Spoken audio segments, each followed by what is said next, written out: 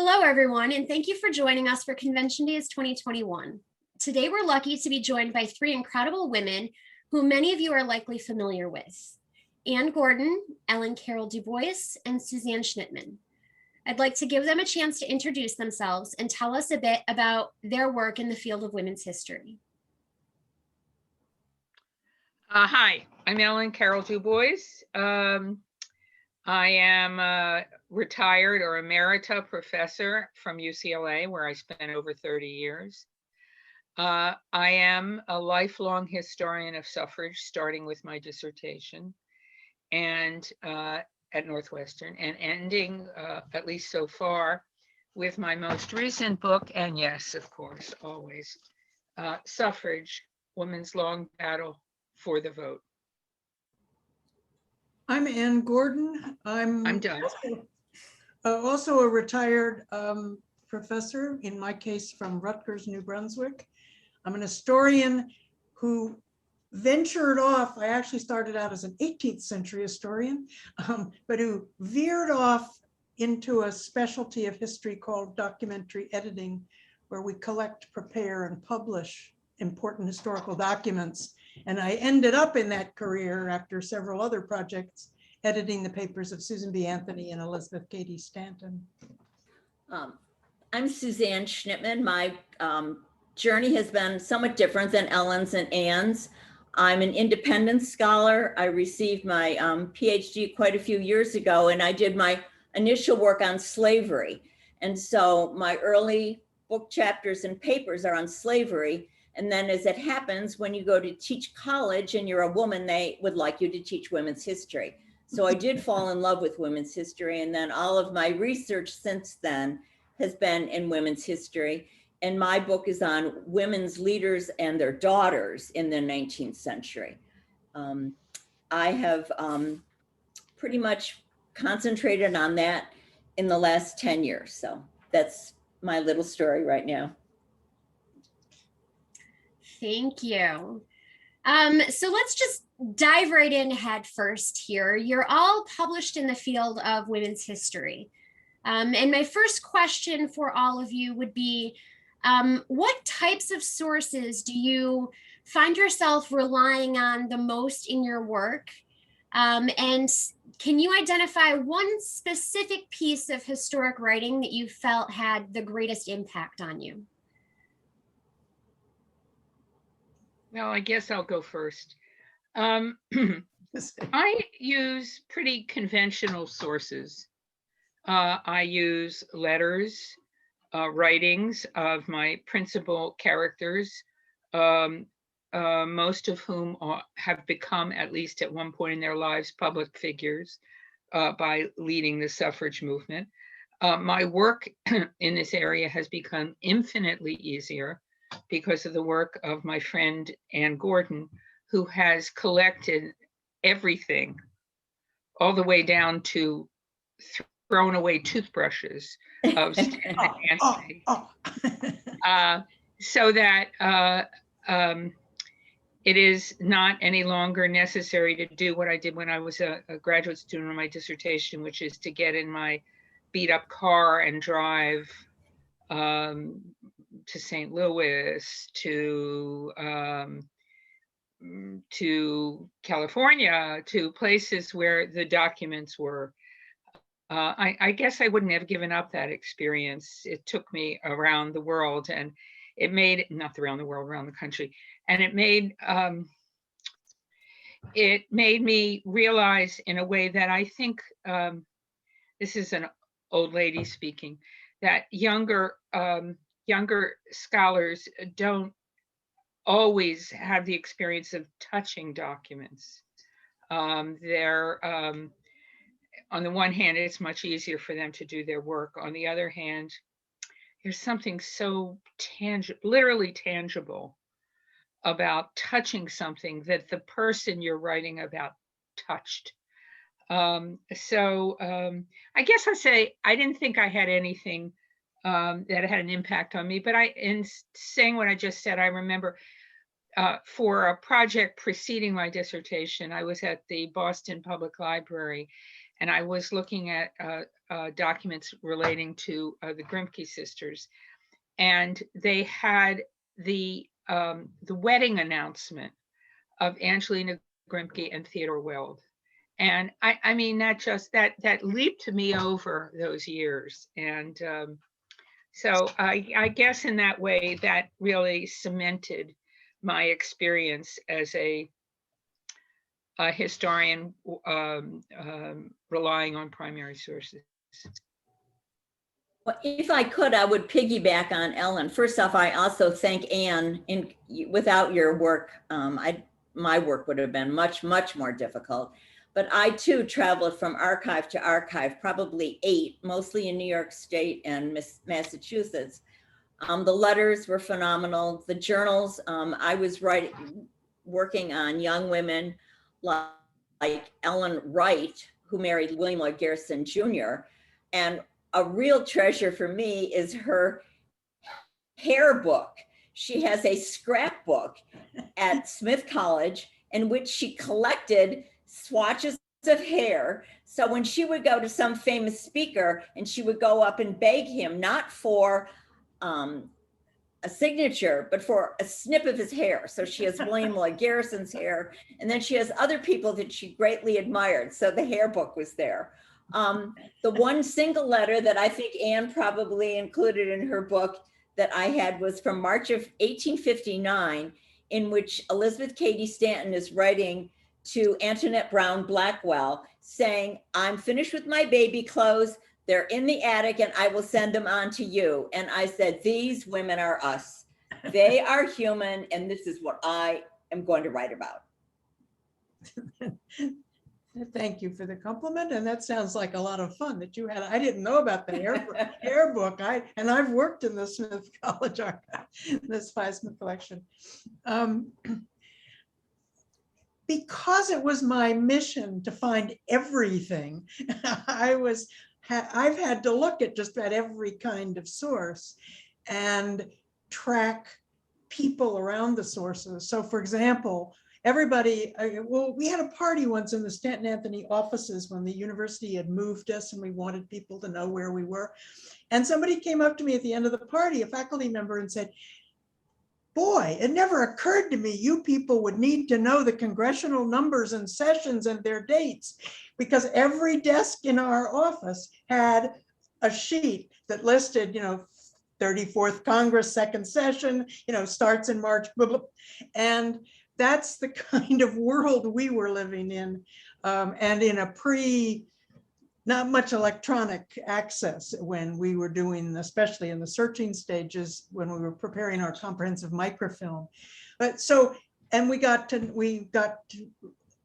go down to things like the book in which it was recorded when a court case that was to be considered by the Supreme Court got entered. What date did that come in?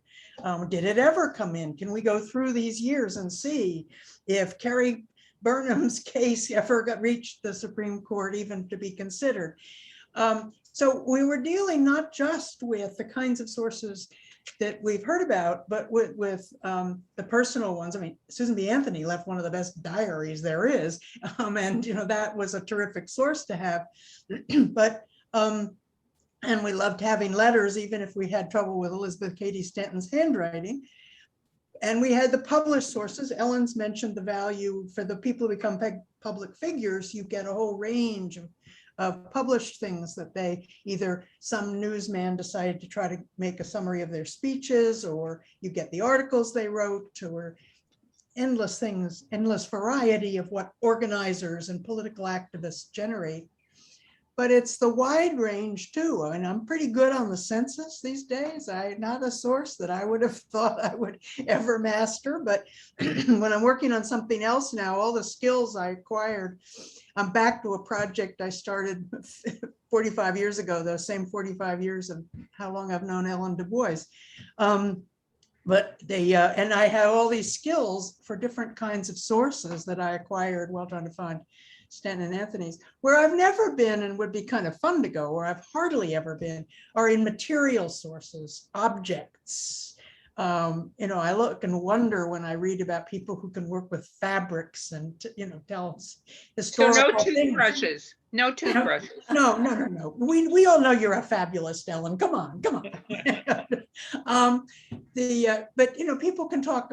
They'll recognize how the object was made. They'll, or how the fabric itself was made. And then you have how did it get into this dress, and what did it take to get it into this dress? And that kind of history always amazes me. Or people who can look at a building and recognize things. There are a lot of sources in the world that I've never touched, but I always kind of enjoy reading something good by people who have used those sources. I have somebody I follow now who's into the kind of research you do on a building when you're talking about conservation and preservation and creating historic districts, that kind of, what's the material of this building and how did it, what was added when, and that kind of thing.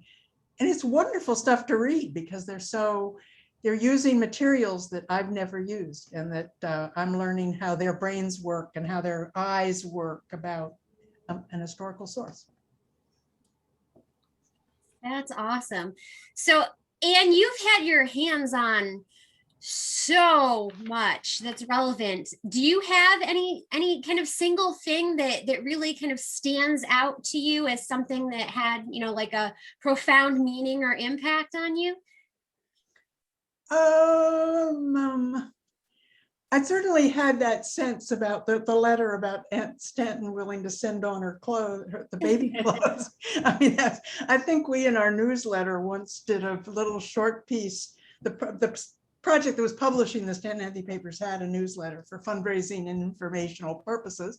And we did a little thing about the euphemisms for being pregnant and or giving birth. And we had accumulated through the letters we were reading because nobody spoke directly. I mean, even in that passage you just read, Suzanne, that she wasn't, she had some cute phrase for, that's we have prospects. Usually they say we have prospects, like when Martha Wright is standing 6 months pregnant at the Women's Rights Historical at the park, and she's 6 months pregnant, and all she says to Lucretia Mott is that her sister, I thought I was finished with this, but now I too have more prospects. Right. Well, and there's just a wonderful set of them, and we just decided to start, keeping a list, and then we made a little blurb about it. But I think of I mentioned quickly before about Anthony's diary, which is just, it's really a spectacular source. It's not the kind of diary where you get feelings and a lot of self-examination, but it's an amazing document about America in the years in which she keeps. And she starts a diary, as far as we know, she starts as a teenager. There are gaps that not every single one of the volumes of her diaries exists.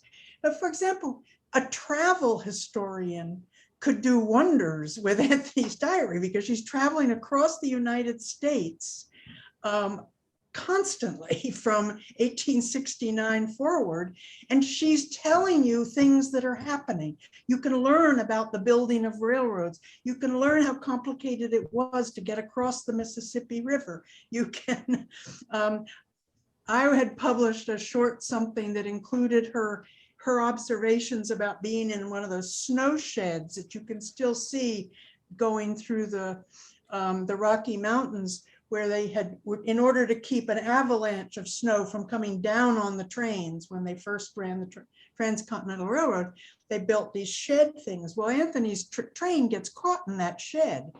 And, and the engine smoke is building up, and they're in this confined space, and the train can't go forward.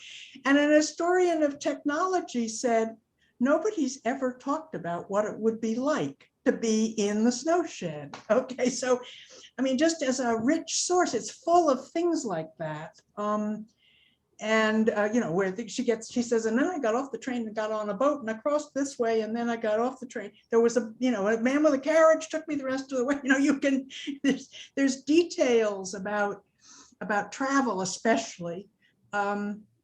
And then you also have, it's also a map of people, because when you were a public speaker in the 19th century, you usually had a local sponsor. You might get to a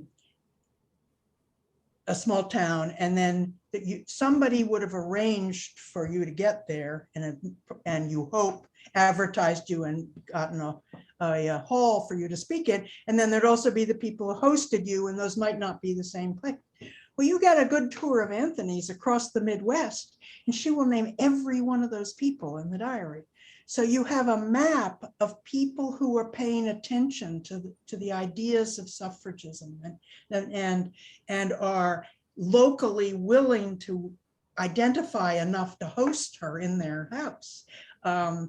And I just find that a fascinating thing that people, I would like every local librarian, when Women's History Month comes along, they should know that source and be helping young people use it. So anyway, I like those sources that have tons of different kinds of things happening. There's lots about fruit too in Anthony's diary. And she eventually has relatives growing fruit on the West Coast and they ship it to her. So you've said a couple things there, Anne, that I think kind of carry over nicely into my next question, and that's kind of thinking about historical context.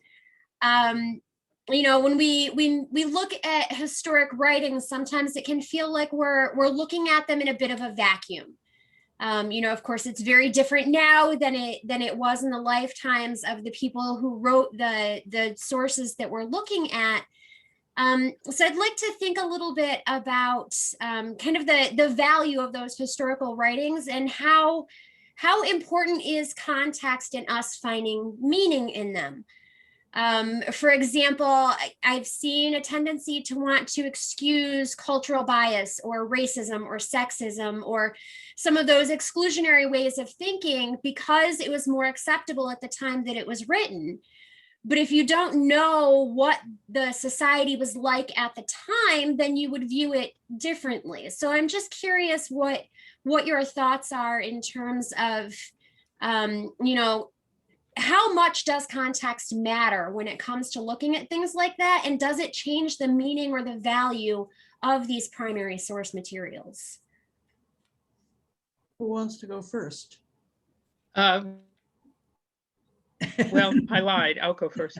In the case of a person to whom I have devoted my energies, which is Elizabeth Stanton, currently, in the last few years, the problem is the opposite, which is, sort of the way you pose your question is there's a tendency to excuse bias.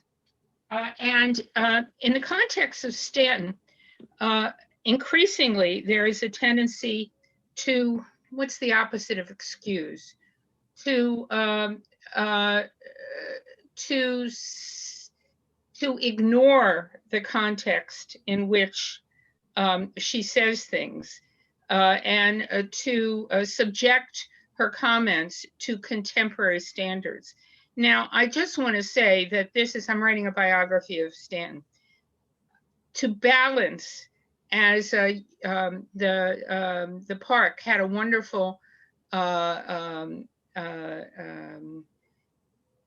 lecture about how to balance a recognition of, in this case, racism with an understanding of context. But I have to say, I have not found my footing for that actual bias, balance. It's very difficult to sort of situate an individual's attitudes in the context of a society's attitudes, which are not the same as ours. I hope that's not too euphemistic. I think another problem, and it relates both to the example you used, Stephanie, about the use of the word lover, which actually I think they're all doing that whole thing on one reference. And it's ironic reference, and then racism in Ellen's case, and that is a tendency to want to label people as a fixed thing. They are this, Very or good. they are that, or they are that, and that's part of that's context, but it's not just an historical context. It's this habit in the modern day that to want to. And maybe it's because we want to group them. So if you read lover as being, oh, she's got a new lover in a lesbian meaning of the term, then you can gather her into your tribe. It's sort of a form of, or you can exclude her into another. In the race category, it's even more likely that you're going to be excluding her into some category over there. And I think what I thought historians were trained to do was to realize that things shift and people change and ideas change and people's, ideas change in the big meaning, like intellectual history meaning, but they also change in a person's life. I've written a piece about different ways in which Stanton, you go Stanton on Tuesday saying one thing and Stanton on Friday saying something that doesn't quite jive. And if we label each one, we've got an incompatible mess. But it's that she's thinking, she's changing, and the context in which she's speaking is different each time. And that's I'd like very, very useful. I really appreciate that. I think another aspect of that is the tendency of questioning the women's love relationship with each other. My women, especially Ellen, had a very close relationship with Lucy McKim, and often said, I want to sleep with you, I want to hug you, I want you in my bed one more time before I get married. And Carol Smith Rosenberg has been our leader in looking at these relationships and saying, let's look at them for what they were. This is how women expressed themselves then. There was a huge amount of physical attraction to women, honest attraction that maybe is not so honest today, that we, label it again, like Anne said, that was a very natural way for women, and they needed to, and their husbands understood this, their boyfriends understood that this is how women were. They were very physical, and they wrote of loving each other very frequently in their letters with women that were not related to them. And I find that we really need to look at that with a more openness than perhaps we have. I think we're getting much, much better at it. But I think the race piece, we've got to keep moving on the race piece. We often attack, like we do for many of the women that are in the 19th century, and then certainly in the 20th, we almost get worse as we move closer to suffrage. We have to be very careful with the suffrage movement because we don't really understand. We were not there. And I think, Ellen, you did a great job on that with your new book. And maybe, if you want to, you can talk about how you came to that. I thought you were very balanced on the race piece of the suffrage movement. Well, thank you. I don't know that I can say more than that. I was trying to do what we've been talking about, which is to incorporate this material, because I knew that we have a new audience that's hungry for it, and yet to bring to bear what I could of my historical knowledge. I think I wanted to add one thing. I think the lover example is a good one, but the race one can also work, which is the other side of putting people in boxes, or, doing identity politics, which is really what Anne's talking about in the past, is that it rests on a sense that we ourselves in the world that we live in know exactly what we're talking about. And our understanding of these issues like racism and feminism, or how women love each other, is established, advanced, and the standard against we measure, that we ourselves are not situated in a time of historical imprecision. It's actually a question you asked us further down on the list. So I guess what I'm saying is, I think properly understood, it can help people understand their own context and their own issues with a little more generosity and historical situation. I think another person on the bibliography, besides Carol Smith Rosenberg, is that Blanche Cook did some very important work early on about how to think of those, that there may be there's a continuum of action. I guess that's the way, where it continue, that just because she called a woman lover doesn't mean they're active, sexually active lesbians. They're just, that is, there's a range of things to share the bed, to kiss and hug. Yeah. To kiss and hug. And hey, in my lifetime, hugging has become insanely, we have a pandemic due to hugging, I claim. When I grew up, people didn't all hug everywhere they went. But I think that idea of there being a range of meanings and to these words also is a useful historical reminder, maybe. Yeah, that's all really, really valuable. So I guess the kind of summary for that is, not only is it important to think about the context and how the context, even just suffrage movement, even the historical context within that label shifts over time, but the language and the meaning behind words and the way that language was used evolved just as much in that period of time. So there's so many different layers to the onion that need to be considered when it comes to looking at these primary sources. Yeah, let us remember what people on the outside sometimes forget, which is the suffrage movement was at least 75 years, a quarter of American history.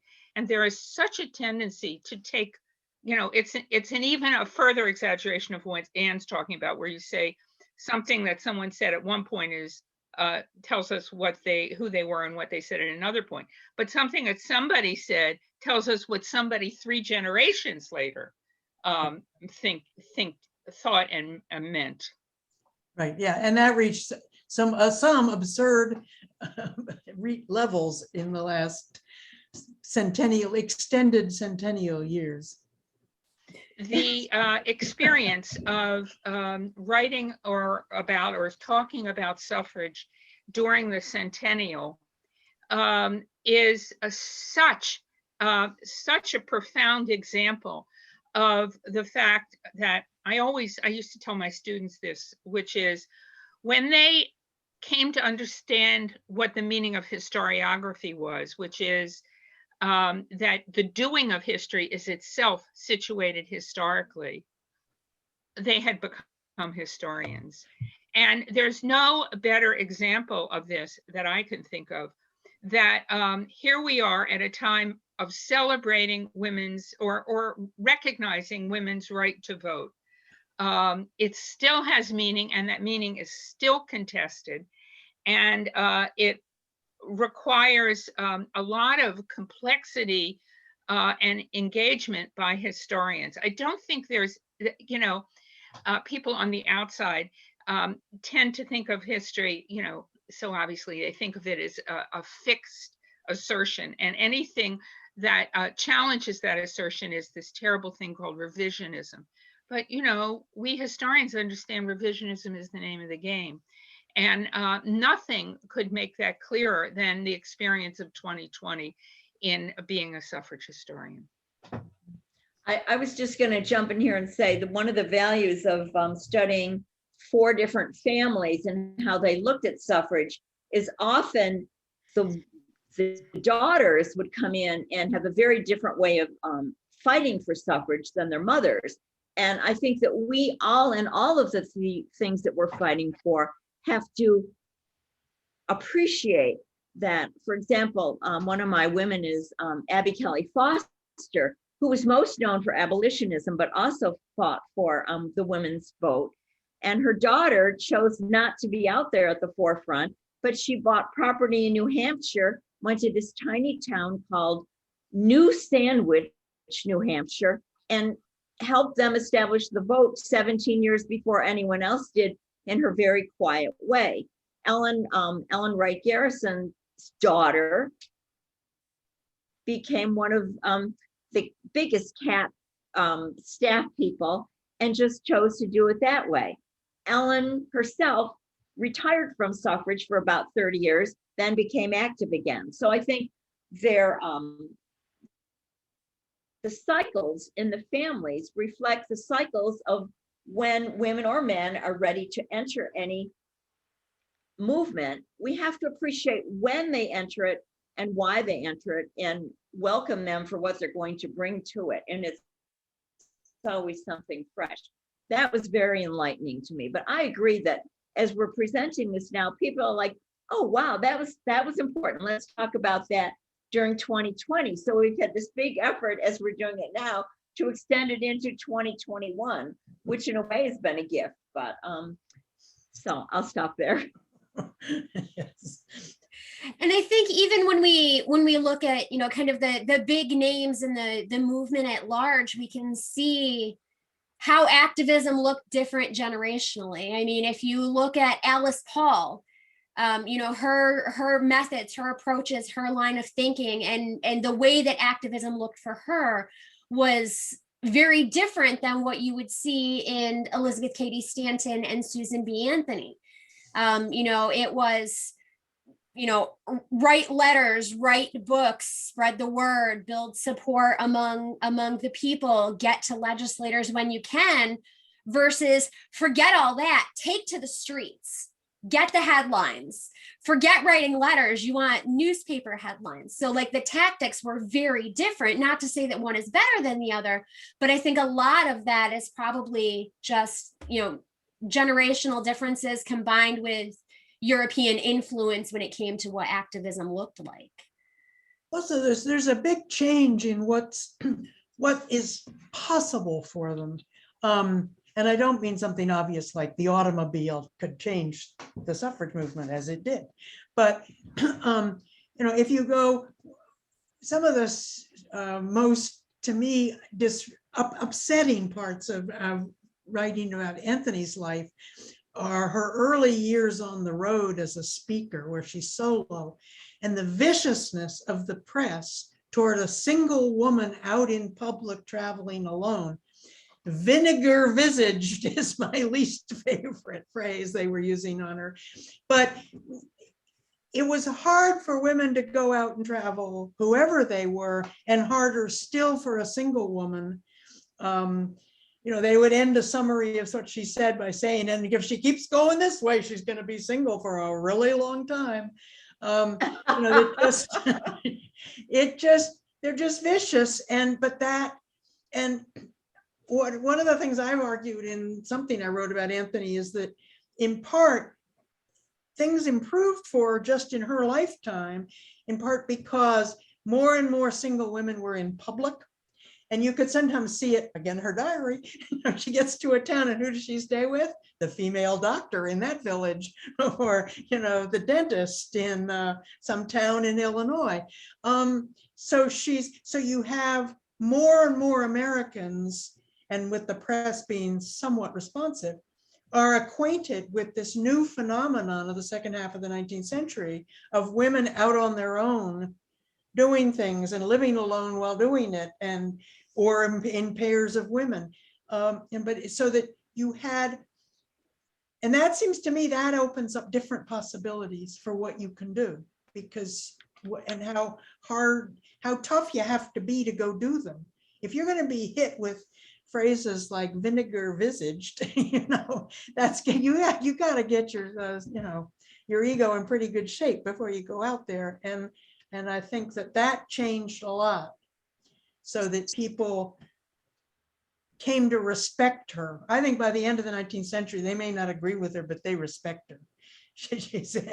And that kind of change, I think, it's not in them so much as it's a world that really is adapting to changing lives of women. You know, I wanted to say something, and it keeps coming up in response to what people are saying, which is, you know, Suzanne talks about some of her people going in and out of activism. I have to say, in the two people that Anne and I work on, Stanton and Anthony, can we not appreciate what it was to live an entire life, an entire adult life of activism? And to give credit for that, you can see I have some animation about this. No. Yeah, I know for people like me who spent you know, most of half of the last decade you know, kind of ravenously devouring headlines, it gets exhausting. You know, like just your brain gets tired. I can't even imagine you know, not even just being an outside consumer of it, but being the driver of it for a lifetime. That's and right. You know, not only the backbone and the thick skin you have to have, but just, you know, the motivation to keep plugging away in spite of everything. Yeah, so this says that one of our obligations, and one of the most difficult obligations, is to figure out what is going on in the character of these individuals, to allow them to, or to drive them to, or to get them to get literally pleasure out of these kinds of lives. There's a wonderful clipping in a Rochester newspaper that I cannot get my fingers back on. I would die. I made myself a copy when I found it. When I think it may be in her final illness, but it's sometime when Anthony's back in Rochester and she's sick, and this paper is writing a very friendly report, but they can't resist teasing her, and they say something like, "It's a well-known fact that every time Anthony is not out on the road campaigning, she gets ill in Rochester." and so it's that they believe this is what keeps her alive and healthy. So I've always thought that was a good observation. I do think in some of their letters, in some of their letters, there, especially Anthony, is saying, "I'm so tired and I need you all, and I'm just so tired." And they are tired. And Anthony, the most, I think, really held on, whereas she had no children, or she had her siblings, of course, and her parents, but for a while. But the relief with which she went to Rochester to be home, the whole concept of home, you know, planting of the tree in front, you know, if she had, some people say she had a cat. I mean, she had Mary as her sister and as her partner in many ways. But the longing, I think maybe the planting of the fruit trees and all the peaches that they were back and forth with, was kind of a longing, a hoping for. I say that all of my leaders want their daughters to know how to make a pie, to know how to set a table, to have a sense of hospitality, to invite people into your home, to see that you are more than the headlines, that you are more than the feisty letter that you just wrote, or maybe the speech that was ill accepted, that you are a woman, you're a human being, and you need a rest.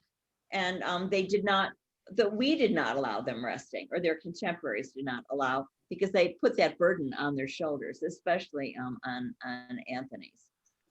I think there's another element of American history that comes into this, that actually one of the places that Anthony did get rest while on the road is cousins. And it's like somebody, I once started early on in the project, I won't even tell you how many decades ago, I actually started to track this because it fascinated me. You could trace westward migration of families, not the big picture ones, but through her family. You could get, they get to Illinois, and then somebody gets to California, and then somebody else can get to California. Both her brothers got to Kansas before the Civil War as part of the effort to keep Kansas a free state. But then but you'll see this the diary again, sorry to be so one source here, but she'll be in some Michigan town, and she'll note that cousin Susan Reed drove 40 miles to come hear me tonight, and we talked after my lecture. And there's people will have her in. Sometimes we were doing ridiculous cousin research because our basic family trees in the office wouldn't have this person on it. We'd have to go, I don't know whether she had it all in her head, or the person who approaches her after a lecture says, I'm the second. There's a good scene in 4 Weddings and a Funeral. It's like this, where the cousin, I'm the daughter of the cousin of second cousin. Maybe they came up to her after a meeting and explained what their connection to her was. And I didn't find anybody who lied, but they weren't people she grew up with. They weren't like, our first cousins that we might know. But so there's this network across the country of family. And one of my favorite photographs we put in the volumes of Stanton Anthony Papers is Anthony with some great nieces or somebody in a California yard. Somebody it's a real outdoor photograph that you don't get a lot of for the 19th century. And she's, this family, these young people are really proud to have her staying with them, and it's a nice thing. But I like this notion we had the railroads going across. People in Nebraska have done terrific research on the way that the railroads enabled the suffrage movement. And they even had, I don't know where it is now, but they had a digital map and had mapped out the 1882 or 3, which year is it, campaign, and the way the railroads made it possible for a state amendment campaign. But we had the railroads going west and making travel easier, and then we had whole families going, and apparently they were all keeping track of each other as they migrated. In Anthony's case, Rhode Island to Massachusetts and onward. They just, and it's part of the history that they could build on as they travel and organize. Thank you. So I kind of want to shift the conversation a little bit here. So women's history and women's studies are disciplines that came out of efforts in the 1960s to tell the untold stories of history. And of course, in 2020 for the suffrage centennial, that's one of those things that we heard come up a lot, the untold story, highlighting the people that aren't usually brought into the conversation and given the spotlight. So particularly when it comes to women of color and what their experience looked like throughout the suffrage movement, and even after the ratification of the 19th Amendment, where, they had the vote by constitution, but not necessarily by practice. When they're excluded from the conversation and they're not, the 6 volumes published by Stanton and Anthony Engage, and you don't really get much from there in terms of the experience of women of color or of men, when they've been excluded for so long, where do we look for their stories? So when we're trying to explore these people modernly, where do we go? I mean, we're not going to find them in Stanton and Anthony's publications. So where should we be looking and relying on for that information? I think that's not exactly correct. That's right. The Women and Social Movements in the United States project by Tom Dublin and Catherine Sklar has done yo-person work in finding the names of people of color by going into the documents that exist. Anthony, again, is a great example. She visits African-American institutions, clubs, societies, churches, everywhere she goes. And there are names there and organizations.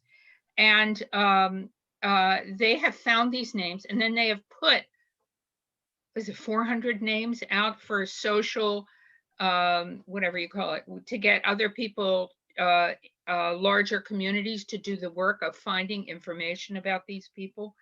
One of my, and it is an incredible contribution. And Suzanne, when you thanked me for what I did, it was entirely resting on the work of the Women in Social Movements, let's call it Racial Equity Project. I have to say, one of the attacks on Stanton and Anthony, because they're, it's like they're one person, Stanton and Anthony, that particularly drives me crazy, comes from historians themselves. And they talk about their invidious development of a master narrative, where they used their positions to establish their leadership and to marginalize everyone else. And to me, what's so irritating about that is that they, particularly Anthony, poured their energies into establishing a document which is almost unparalleled, the 6-volume history of women's suffrage. What other movement documented itself while it was happening for all these years, and did so in a way in which all you have to do is go back to the, I think it's the 4th and 6th volume or something that are organized around states, and just plunge into the names in Michigan, and you have an entirely different, in-depth account of the suffrage movement, a movement which could not have existed and could not have won us the right to vote without that depth of state organization. I hope I've made myself clear. I think so. I think also, though, isn't Rosalind Turberg Penn's work doing that same process, pulling the names out of the record? She got her African-American suffrage activists out of the history of women's suffrage. And this year you would have been told that they were all erased. I have more pencil eraser graphics on my computers than I can keep track of, because I keep wanting to sort of shoot them into something I'm doing, because this notion of being erased from history was driving me crazy. But you could, by carefully reading, sure, you didn't get a master narrative of the Black women of Alabama or something, but it wasn't true that the names weren't in there if that's what you went in and carefully looked. Right. And in footnotes, the crazy thing for my talk for the convention days, I almost thought of trying to do a graphic of a page of history of women's suffrage, where you have down at the bottom a footnote this tall that's listing every officer who's ever served in the state suffrage society, and sometimes even smaller governmental units in states. And so it's an incredible resource of local activists that needs to be taken seriously. And it's funny, the book is always under attack. When I came into the history of this, when I went to work to get the Stanton and Anthony papers started, I remember Gerda Lerner asking me to please explain to her how the story was different because Lucy Stone how much effect did it have that Lucy Stone wouldn't help them with history of women's suffrage. So it was being attacked as being only one political part of the suffrage movement. And now we have it attacked for another reason. And nobody told anybody to read it as a master narrative. They did that. That's a 21st century reader who's decided to read it that way. It's a great deal of it's a primary source. It's also one of our best examples of social history and one of our first examples of social history. Good point. That Yep. You're really looking at history from the bottom up, and you are naming people. And one more thing about what Ellen was saying, looking into the resources, I think if we read the resources with maybe new eyes, I think a lot of the abolitionists were very honest about their agony over not having enough attention towards the plight of African Americans and agonizing over. Oh, good, it's not me. No, it was I never get a phone call. Must be my car warranty. And It's we my really new need- best. I mean, It's my new best friend, Suzanne. Scam likely. I think they're calling you. right, scam likely, right? But I think that in a way we need to teach our students, I mean, we're retired, but teach our students how to read things in a new way, and be less defensive and more, let's lift this up and let's lift up these relationships. Let's lift up the fact that the women were entertaining each other in their homes. That was a very radical thing to do then. And instead of complaining that they didn't do it more, let's see why they did it and what happened when they did and what the relationship looked like, and read it from different eyes, I guess I'm thinking deeper.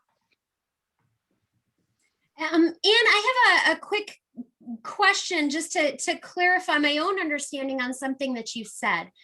Now, Lucy Stone, when it came to the publications, I have been under the understanding that, yes, her name is mentioned to a limited degree within the volumes. Is your understanding that she was invited to participate and chose not to, or that she was excluded because she was associated with a rival organization? Oh, no, she was asked to participate. It's a little confusing in the documentary record, because at the same time that they are starting to get rolling on history of women's suffrage, and wait, I got to go back one more step backwards. It was originally intended to be a series of autobiographical sketches of people, or somebody. It didn't have to be autobiographical. And you see when they're in the correspondence that survived of them asking people to contribute, you could see they're all pointing to Clarina Nichols' reminiscences, because they thought she knew just how to do it. She'd written up her work in Kansas in the 1850s. And so that's, we know that Lucy got asked at that stage because they were trying. And then there's evidence, I think, that her sister-in-law, Antoinette Blackwell, was asked, could you at least confirm a date of something of Lucy's, and Antoinette didn't know what to do about that.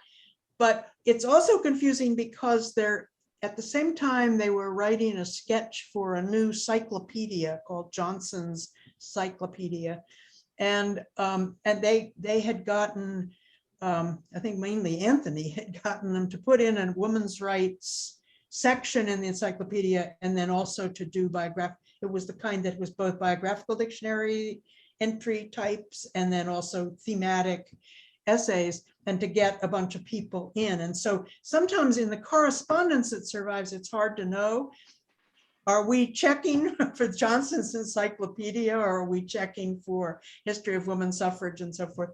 But I just saw, when I was working on the other convention days talk, I saw my own footnote to a letter in which I'm quoting Lucy Stone as saying, I will not write anything for those women.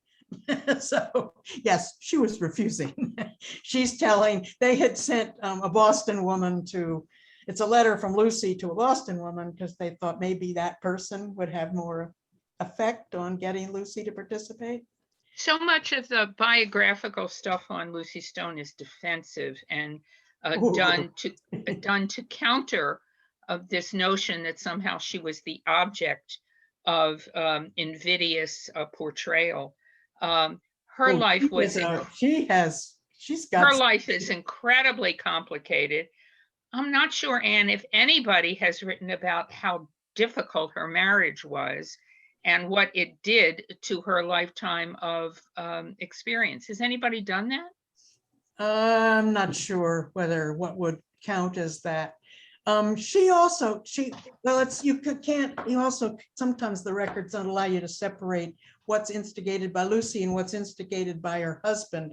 And Henry Blackwell, her husband, I always think he's the classic example of, with friends like that, we don't need enemies. And you can't tell who's initiated something vicious that they're doing, but I have a file still with me because I'm not giving this one up. I hope to write it before I go, or as Anthony would say, before I go over. she's gotten some new person in the movement, Lucy has, and she wants to give them the background because they're saying things that are just completely unacceptable. So she's rehearsing the history as she sees it of all the sins committed by Stanton and Anthony through the second half of the 19th century. And they're glorious. And I think I eventually found 3 versions of it. So you can actually see her adding, their sins increase, but their sins like, and they're not the ones we hear a lot about. They're sins like in 1888, they let Mormon women on the platform at the International Council of Women. And Lucy is horrified. You can't mess with the Mormons. And it just goes on like that. It's she is fighting tooth and nail, and she's a mean fighter. I would say the year that Stanton and Anthony go to California in 71, Lucy has an agent who makes the trip and is bad-mouthing them in California. You know, I think part of it, we're not supposed to, you know, I want to say something here before I say something more about Lucy. I don't know of, I mean, this is the world I work in, but we living in this world retain our partisanship about these people. They're so alive to us that we're anything but sort of distant objective evaluators. We speak in their behalf centuries later. So having said that, I would say I would bring a psychoanalytic perspective here to say about Lucy that she went from being a pretty progressive person when it came to marriage and let's call it sexuality. Of course, she would never call it that, to very conservative. And this, of course, has everything to do with her marriage. And there's a kind of, it's like she's trying to rewrite her own history because of what she had been and how that changes. But I'm not a biographer of Lucy Stone, so I won't ever admit I said any of that. Oh, but we've got you on tape, Ellen. So, I did, however, speak to her psychoanalyst, so that. Okay, glad you covered all your bases, Ellen. There's one interesting angle on it. Is I read somebody's published Alice Stone Blackwell's diary. And every time her parents have a spat, she doesn't detail what they're having a fight about, but she'll say something in the diary about it. I found it very interesting. It's also, there's an historic moment when Lucy Stone and Susan B. Anthony were in total agreement and didn't know it, that we can tell from Alice's diary and Susan B.'s. And it's the day Senator Charles Sumner of Massachusetts died. And Alice says, I wish I had the exact words. I've got them. I think I've published them somewhere, but it's the Alice describes what Lucy said, well, you sure never did anything for women or something there. She's just having a discussion in the kitchen. And Susan's diary, the very same day, is saying, well, he sure didn't do anything for women. And it's just such a wonderful moment that in all this chaos, these two can. We have to remember what happened to them in early days of Reconstruction. They still know what happened to them. Yeah. I'm sorry, Suzanne, I cut off. No, one just last point that it was Elizabeth Cady Stanton who hired her daughter, Harriet Stanton Blatch, to write the chapter about Lucy. So there's not an absence. There's about 100 pages that she had her daughter do. And Anthony wasn't real happy about it and didn't think she should give her $100 to do this, but there is this in the book. Not that Lucy was able to read it, but I don't think she hired her. I think Harriet insisted and made her mother do it. Oh, you do? Okay. I do. I think so. Well, good for her. Good for her. I again want to make another meta comment here, which is, I hope people listening to us will appreciate the great pleasure and joy we take in getting our hands deep in the muck of the past. and how different that is than this tendency to drag the past into the present, give it a label, and get rid of it that way. And I don't know what we can do short of, Anne's done a lot of great blogging. I'm not a good blogger, but what we can do short of becoming journalists to at least bring some of our abilities into a more public arena to help teach the public how to think about history. I don't know a more precise way to say it. Well, I think that one of the things that I've done most of since 2018 is lecture to the public. And it's or certainly to outside my profession. Sometimes it's not the public. If I'm the the president's lecture at some college, I'm not sure that's the public, but it's they're not professional historians or necessarily students of history. And I mean, I think people do like to know, we've got this obsession with process going on right now. And if you don't have to schlep people, as Ellen had, we used to have a sign in our office from Ellen that said, don't schlep people through your process. You probably don't even remember that. Me? I do not. Yes, which I You're can tell you what book you were. No, it was on a bookshelf in the Stan Anthony office at University of Massachusetts. But it was, but people like to hear, in my experience, how you arrived at something. I tend, if I'm doing a slideshow, which I've given up trying to do on Zoom because it's so hard, but Stephanie knows. Yeah, but it's, what I'm tending to be showing them is a source, so that, that I'm trying to make my process evident, or I'm trying to do, maybe we have multiple accounts, or maybe we've all believed X, Y, and Z. And here's what, have you ever looked at what the Washington Post looked like on the morning that the 19th Amendment was ratified? It's one of my favorite slides for 2020. But, it's the front page. We all were taught that in newspaper layout, when I was in high school, I was taught that it's the upper right corner. That's the important story. And that's, then there's always a whole way that the rest of it was laid out. Well, the ratification, the Secretary of State approving the 19th Amendment is this little tiny headline on the upper left and a very short article. It's like a nothing burger. And I just, in case you were wondering, here's what it looked like. And I put up the slide. It's really quite remarkable because we were all talking as though this was a banner headline day. And I'm sure many newspapers were. I just happened to want something from Washington, because it would have been the most immediate news after the Secretary of State got it. And this was what I found. I have an image of that. Maybe I'll pop it into the video so that way the people watching us can see what you're talking about. But yes, I recall it was kind of amusing. So our time is running short on us, but I do have one last question that I would kind of like to throw out to you as we wrap up today. Now, of course, we all know activism has existed, for longer than our nation has. And over time, what it's looked like has kind of changed.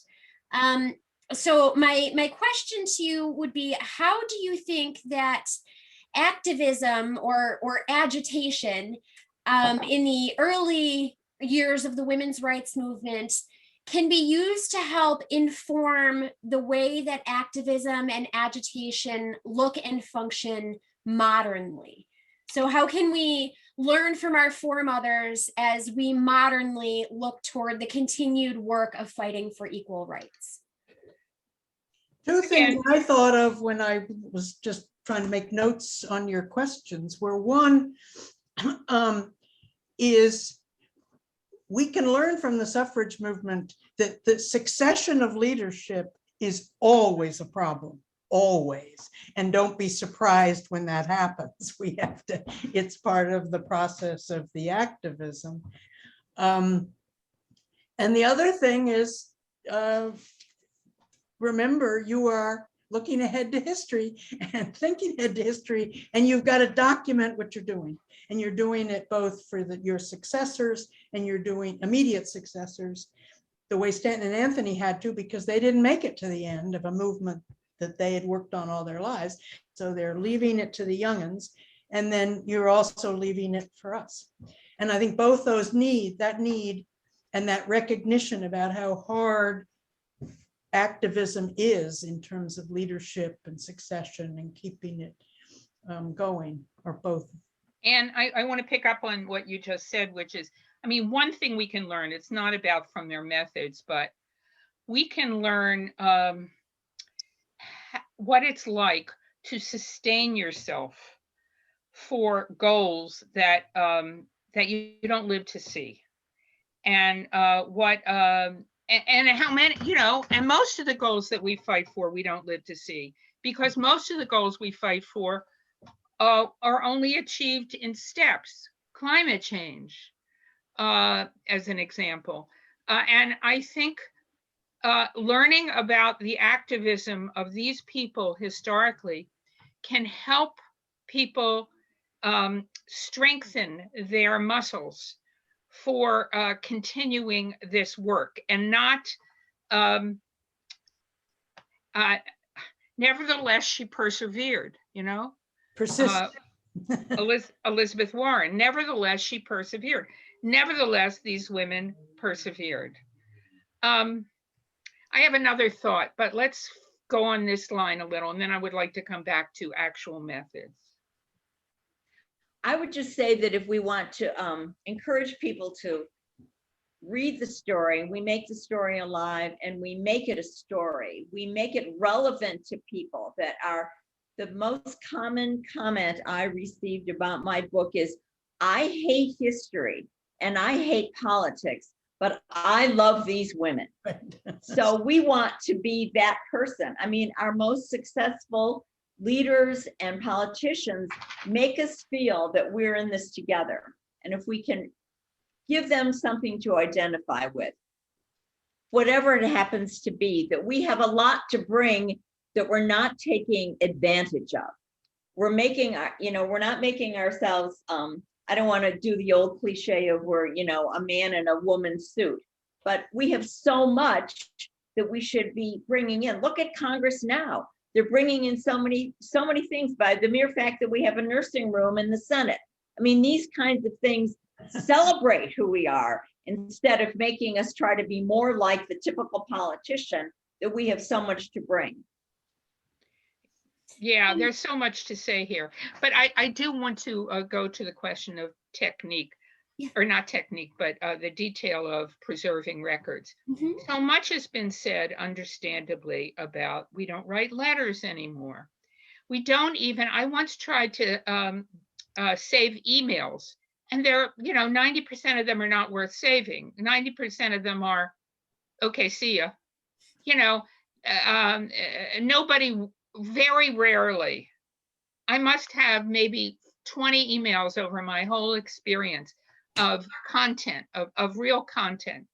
On the other hand, what we are doing here now, I don't know what the technology of saving these things are, but what we are doing now, recording a conversation, is a step into the modern world. Think of our efforts to imagine what went on around that table in Seneca Falls. We have no record of the conversation, but particularly this year, we have full conversations, and I really don't know the answer to this. There's an organization, I can't remember what it's called, which saves things on the internet before they get wiped out. Anne, do you know what it's called? It's an archive of some sort. Well, is it archives.com? Is that what its name is? Or No, it's something. I can't remember what it is. But these are people, and they've done really important political work, because, you know, people say ridiculous things and then they wipe it. And these people have saved those things from being cleansed. But I don't know. I don't know how we will. Let's remember how much of the paper documentation was lost in all of these years. What we have is a relatively small slice of what was sent between people. But I don't know how we are going to preserve. Well, that's a national problem way beyond our scope, because I mean, one of the places you saw it earliest was in discussions about what was happening at the federal government level of electronic records and how are they saved. But that and the how do you preserve? I mean, I always, when people are telling me to digitize stuff, I said, would you like me to list how many digital projects I've already lost because nobody kept up with the people who had it, didn't keep up with the software changes and the technological stuff that was needed to preserve that. You know, it's a very shifting sand kind of world. And it's a real challenge. It is going to be. Well, this has been support the U.S. Postal Service. Yeah. My motto. This has been a great conversation. Thank you for the questions, which were a good, very good framework. And then thank you to my coadjutors for using their great knowledge and intelligence to get us through all of this. Yes, so I want to thank each of you for your time and your support for our park and for women's history. Yes, Ellen, I want to remind all of our viewers.